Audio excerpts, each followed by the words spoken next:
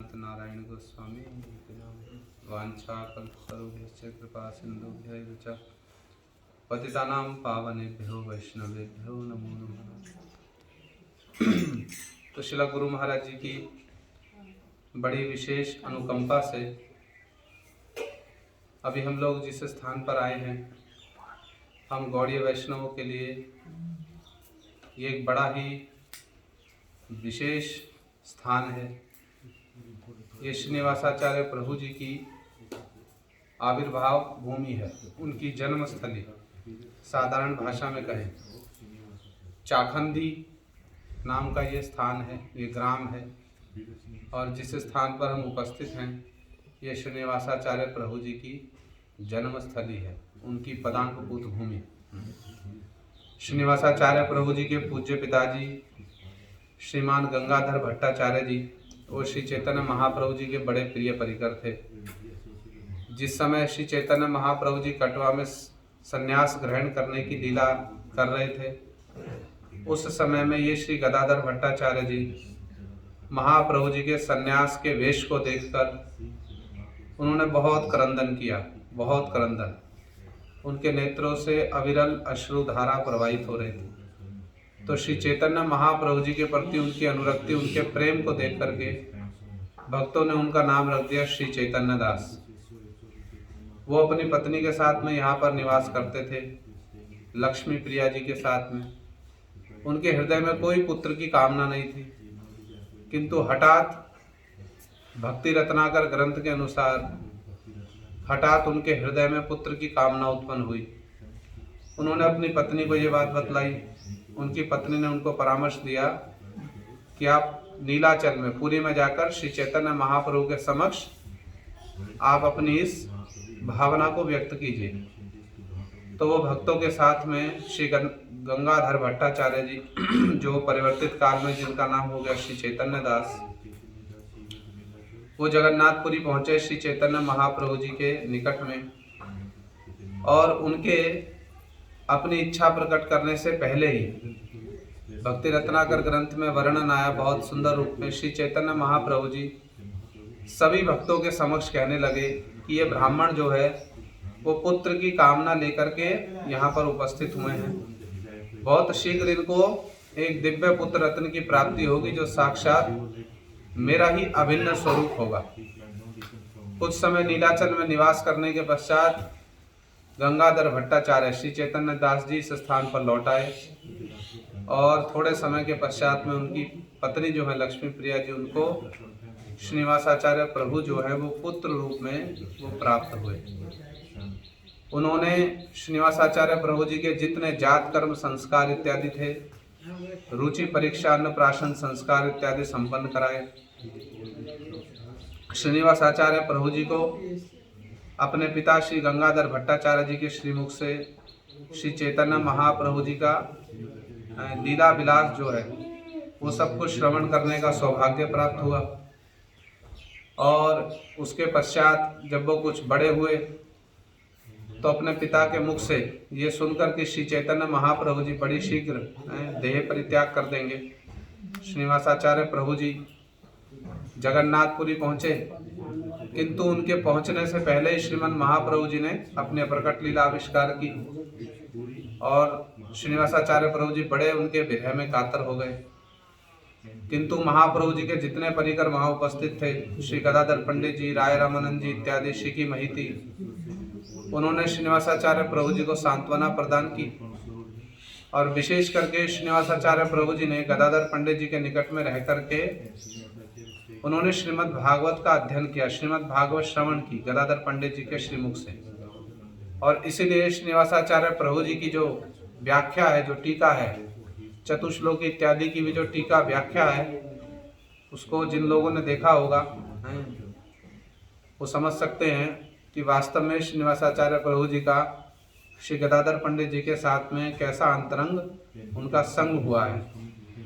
श्रीनिवासाचार्य प्रभु जी जब लौट करके आए, कुछ समय पश्चात उनके पिता ने देह परित्याग कर दी और पिता के विरह में व्याकुल होकर के दोनों श्रीनिवासाचार्य प्रभु जी और उनकी मैया लक्ष्मी प्रिया जी वो चले गए श्रीनिवासाचार्य प्रभु जी के जो नाना जी हैं बलराम विप्र जी, उनके स्थान पर याजी ग्राम है ना, याजी ग्राम, श्रीनिवासाचार्य जी वहाँ चले गए। तो याजी ग्राम जो है वो श्रीनिवासाचार्य प्रभु जी का क्या है, मातुलालय है, उनका ननिहाल है। तो श्रीनिवासाचार्य जी वहाँ पहुँचे और याजी ग्राम के निकट में श्रीखंड है, जहाँ पर श्री चैतन्य महाप्रभु जी के बहुत सारे परिकर जो हैं वो निवास करते हैं। नरहरि सरकार ठाकुर जी, चिरंजीवी, सुलोचन, कितने सारे भक्त लोग वहाँ पर निवास करते हैं। श्रीनिवासाचार्य प्रभु जी को सबकी कृपा प्राप्त हुई और याजी ग्राम में श्रीनिवासाचार्य प्रभु जी का जो लीला विलास है वो तो हम सब ने श्रवण किया है। उसके पश्चात श्रीनिवासाचार्य प्रभु जी वृंदावन आए और जीव गोस्वामी जी का उन्होंने संग किया, जीव गोस्वामी जी के अनुगत्य में रहे। जीव गोस्वामी जी ने उनके मुख से उज्ज्वल नीलमणि के श्लोकों की व्याख्या श्रवण करके बड़े संतुष्ट हुए जीव गोस्वामी जी। और श्रीनिवासाचार्य जी को उन्होंने, उनका नाम श्रीनिवास था, उनको आचार्य की उपाधि जीव गोस्वामी जी ने दी। दुखी कृष्णदास जी को श्यामानंद नाम दिया, श्री नरोत्तम जी को ठाकुर उपाधि दी। जीव गोस्वामी जी के वो शिक्षा शिष्य थे। जीव गोस्वामी जी के अनुगत्य में उन्होंने ब्रजधाम में वास किया, ब्रजधाम ब्रजमंडल की परिक्रमा की, जीव गोस्वामी जी के निकट में शास्त्र अनुशीलन किया। और हम लोग सुनते हैं, इन घटनाओं को हम लोगों ने सुना है। श्री जीव गोस्वामी जी ने उनके हाथ से नरोत्तम दास ठाकुर जी, श्यामानंद जी और निवासाचार्य प्रभु जी के द्वारा गोस्वामी ग्रंथों को बंगाल में भेजा। और मार्ग में एक स्थान पड़ता वन विष्णुपुर, जिसकी चर्चा भी हम लोग आते समय कर रहे थे। वहाँ पर एक राजा रहते थे, वीर हम्बीर। उनके निकट में एक व्यक्ति रहता था, वो देख करके बता देता था, ज्योतिष जैसा व्यक्ति। तो उसने बतला दिया कि ये जो महाजन लोग जा रहे हैं, इनके निकट में कोई बहुत बहुमूल्य संपत्ति है। तो उसने ज्योतिष के माध्यम से गणना करवाई। ज्योतिष ने कहा हाँ, इनके निकट में तो बड़ी कोई भारी संपत्ति है। तो राजा वीर हम्बीर ने अपने अनुयायियों को आदेश दिया कि इन महाजनों को बिना हानि पहुंचाए, क्योंकि उसके भीतर में था तो दस्यु, किंतु उसके भीतर में एक बड़ा विशेष गुण था। उनके भीतर में वो प्रतिदिन भागवत कथा श्रवण किया करते थे। तो उन्होंने अपने अनुयायियों को कहा कि इन महाजनों को बिना कोई हानि पहुंचाए, जो धन है उसको ले आओ चोरी करके। तो उनके अनुयायी धन चोरी करके ले आए, किंतु जब बक्से खोल कर देखे उसमें तो केवल ग्रंथ ही ग्रंथ है। वास्तव में तो ज्योतिष ने मिथ्या नहीं कहा था, ग्रंथ ही वास्तव में क्या है, सर्वोत्तम रत्न है। अब इधर श्रीनिवासाचार्य जी, नरोत्तम दास ठाकुर जी, श्यामानंद प्रभु जी ने जब देखा कि ग्रंथ तो चोरी चले गए, बड़े दुखी हुए, बड़े दुखी। जीव गोस्वामी जी को हम क्या उत्तर देंगे अब। तो उस समय श्रीनिवासाचार्य प्रभु जी ने निर्णय किया कि मैं ग्रंथों को ढूंढने के लिए, ग्रंथों का अन्वेषण करने के लिए मैं यहीं निवास करूंगा, वन विष्णुपुर में।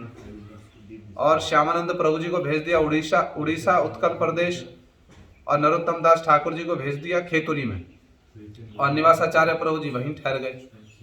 कुछ समय के पश्चात उनको पता चला एक ब्राह्मण के मुख से कि जो राजा वीर हम्बीर है, ये प्रतिदिन भागवत कथा श्रवण करते हैं। तो श्रीनिवासाचार्य प्रभु जी उस ब्राह्मण के साथ में चले गए राजा वीर हम्बीर की सभा में। श्रीनिवासाचार्य प्रभु जी के स्वरूप को, उनके रूप को, उनकी गुण माधुरी को, रूप माधुरी को देख करके राजा वीर हम्बीर बड़े मोहित हो गए। उन्होंने श्रीनिवासाचार्य प्रभु जी से भागवत हमको आप श्रवण कराइए, बड़ा ये सुंदर वर्णन है भक्ति रत्नाकर में, बड़ा सुंदर वर्णन। कैसे श्रीनिवासाचार्य प्रभु जी ने ग्रंथों को प्राप्त करने के उद्देश्य से उन्होंने क्या किया, राजा के प्रस्ताव को स्वीकार कर लिया और उस पर कृपा करने के लिए वहीं रह गए। श्रीनिवासाचार्य प्रभु जी के मुख से भागवत कथा श्रवण करके राजा वीर हम्बीर का हृदय जो संपूर्ण रूप में परिवर्तित हो गया, और उन्होंने श्रीनिवासाचार्य प्रभु जी के श्री चरणों में प्रार्थना की कि आप मुझको अपने शिष्य के रूप में स्वीकार कर लीजिए। और फिर श्रीनिवासाचार्य प्रभु जी ने उनको बतलाया किस प्रकार से ग्रंथ चोरी चले गए थे। राजा वीर हम्बीर ने क्षमा प्रार्थना करके श्रीनिवासाचार्य प्रभु जी को सब ग्रंथ लौटा दिए। जब ये समाचार जीव गोस्वामी जी को, नरोत्तम दास ठाकुर, श्यामानंद प्रभु जी को पता चला, वो बड़े संतुष्ट हुए, बड़े संतुष्ट। उसके पश्चात श्री चैतन्य महाप्रभु जी की इच्छा से महाप्रभु ने स्वयं, जब उनके पिता गंगाधर भट्टाचार्य जी पुरी में पहुंचे थे, तो महाप्रभु जी ने इस बात को कहा सब भक्तों के सामने कि मैं रूप सनातन गोस्वामी जी के माध्यम से, सनातन गोस्वामी जी के द्वारा ग्रंथों की रचना करवाऊंगा, और श्रीनिवासाचार्य के द्वारा जो इनका पुत्र होगा उसके द्वारा मैं ग्रंथों का वितरण प्रचार प्रसार करवाऊंगा। तो श्रीनिवासाचार्य प्रभु जी ने श्री चैतन्य महाप्रभु जी की इच्छा से इन तीनों ही महाजनों ने, श्री नरोत्तम दास ठाकुर, श्रीनिवासाचार्य प्रभु और श्री श्यामानंद प्रभु, इन तीनों ने ही कीर्तन के माध्यम से बड़े सुंदर रूप में प्रचार प्रसार किया है। और इन तीनों के कीर्तनों के सुर भी जो हैं वो हमारे गौड़ीय समाज में बड़े प्रसिद्ध हैं, है ना, सुना है ना। एक तो है गरानहाटी, एक है रेनेटी और एक और कीर्तन का सुर है। तीनों ने कीर्तन के सुरों के माध्यम से प्रचार किया। कीर्तन के सुरों के माध्यम से माने श्री नरोत्तम दास ठाकुर जी के कीर्तनों को देखो, उसमें गोस्वामी ग्रंथों में जितना भी सिद्धांत है, जितना भी रस का विचार, वो सब उन्होंने अपने कीर्तनों में भर दिया। श्री नरोत्तम दास ठाकुर जी सब अपने कीर्तनों में भर दिया।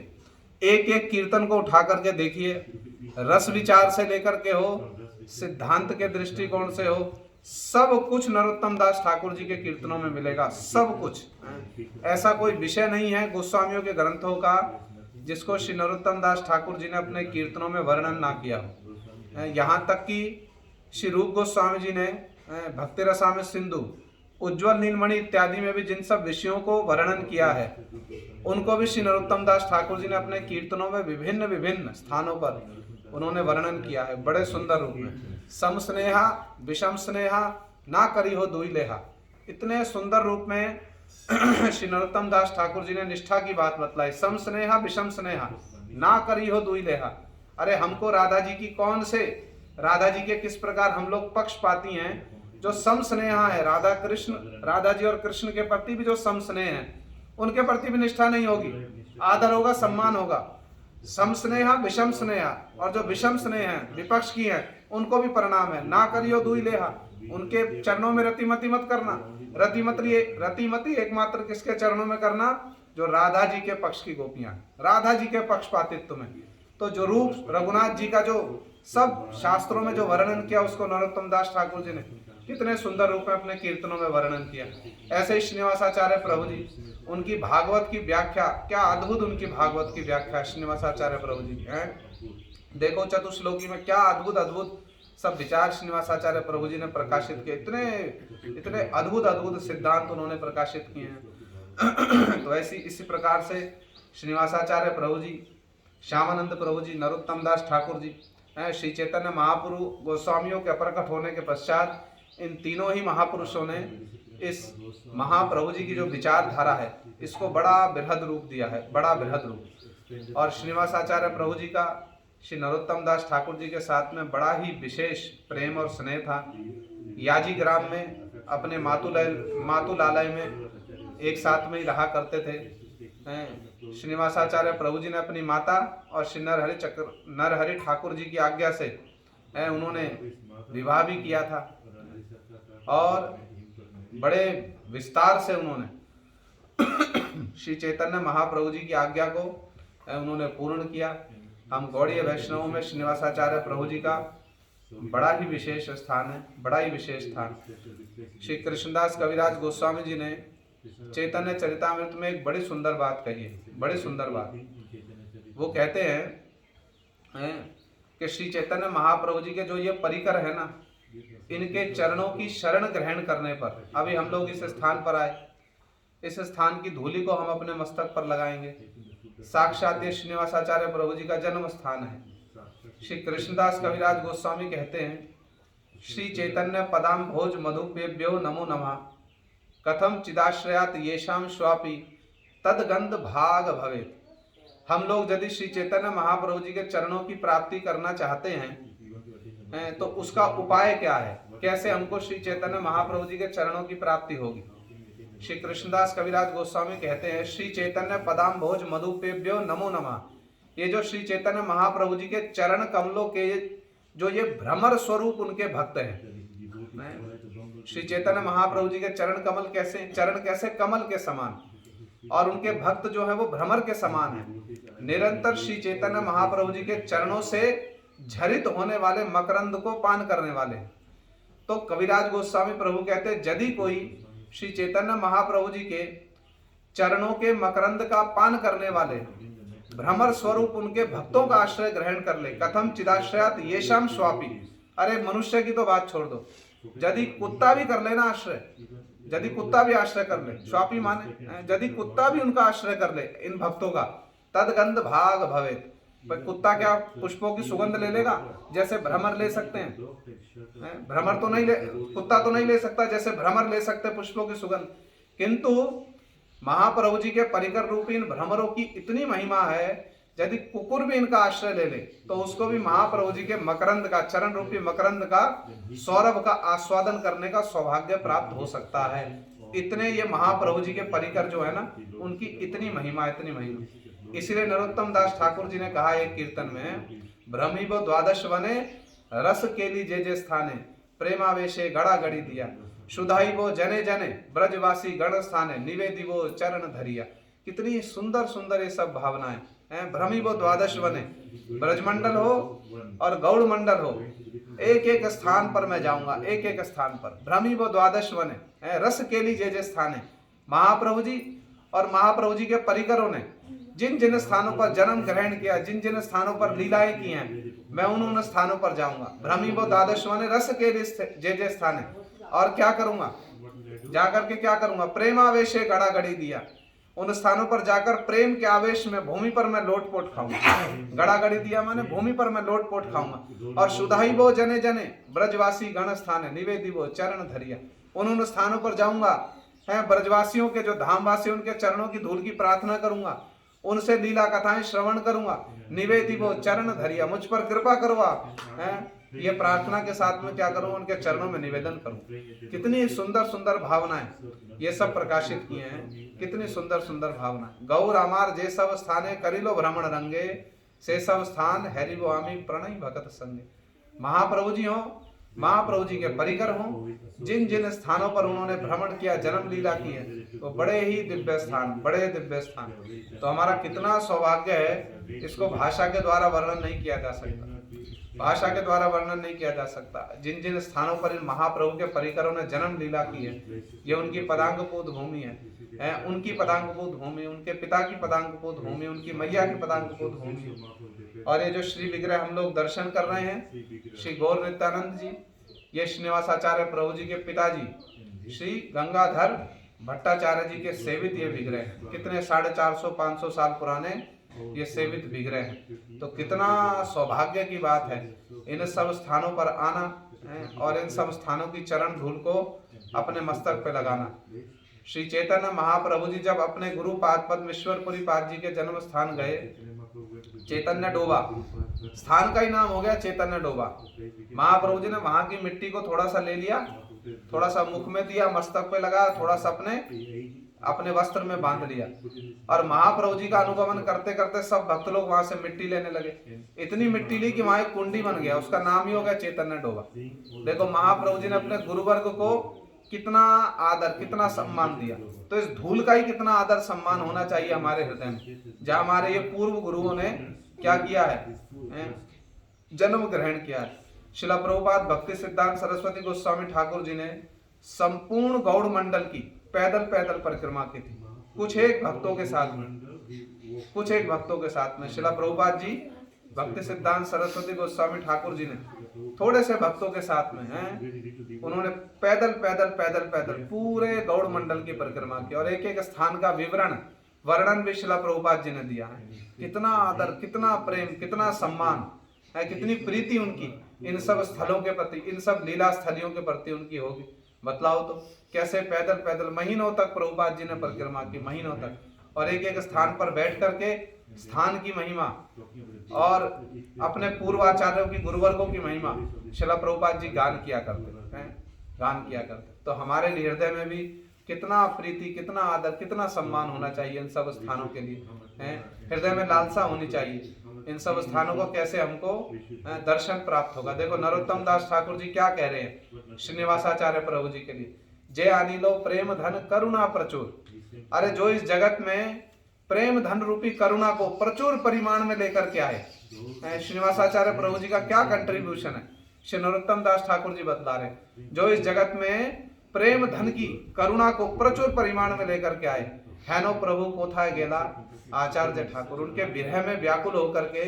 देखो कैसे कैसे भाव श्री नरोत्तम दास ठाकुर जी प्रकाशित कर रहे हैं। कितनी श्रीनिवासाचार्य प्रभु जी की महिमा होगी है, कितनी श्रीनिवासाचार्य जी प्रभु जी की महिमा। तो श्रीनिवासाचार्य प्रभु जी के जन्म स्थान पर हम आए हैं। ये इस श्री चैतन्य महाप्रभु जी की जो धारा है उसमें बड़े ही विशेष, हम गौड़ीय वैष्णव के लिए बड़े ही विशेष आचार्य हैं, जिनको साक्षात श्री जीव गोस्वामी जी ने क्या किया है, आचार्य की उपाधि दी है। आचार्य का अर्थ क्या है? आचिनोति या शास्त्रम आचार्य, जो स्वयं आचरण करके शिक्षा दे वो क्या है?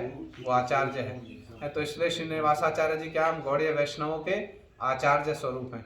हम बड़े ही श्रद्धा भक्ति के साथ में इस स्थान को प्रणाम करेंगे, बड़ी प्रीति के साथ में इस स्थान पर लोटपोट खाएंगे, इस स्थान की धूलि को अपने मस्तक पर लगाएंगे, श्रीनिवासाचार्य प्रभु जी के चरणों में प्रार्थना करेंगे।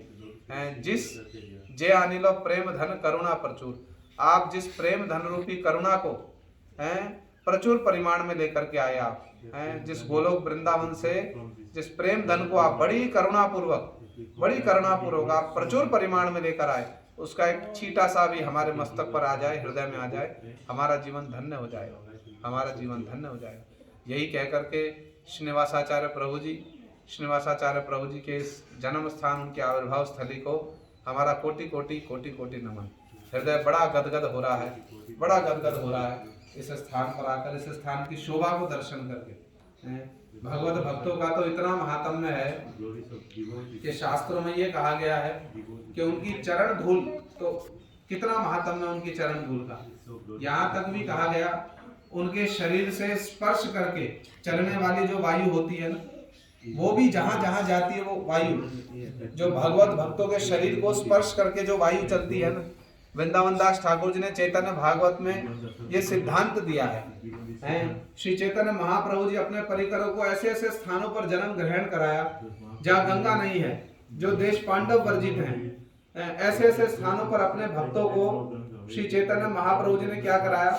उन्होंने जन्म दिलवाया, प्रकट कराया उन सब भक्तों को। क्यों प्रकट कराया?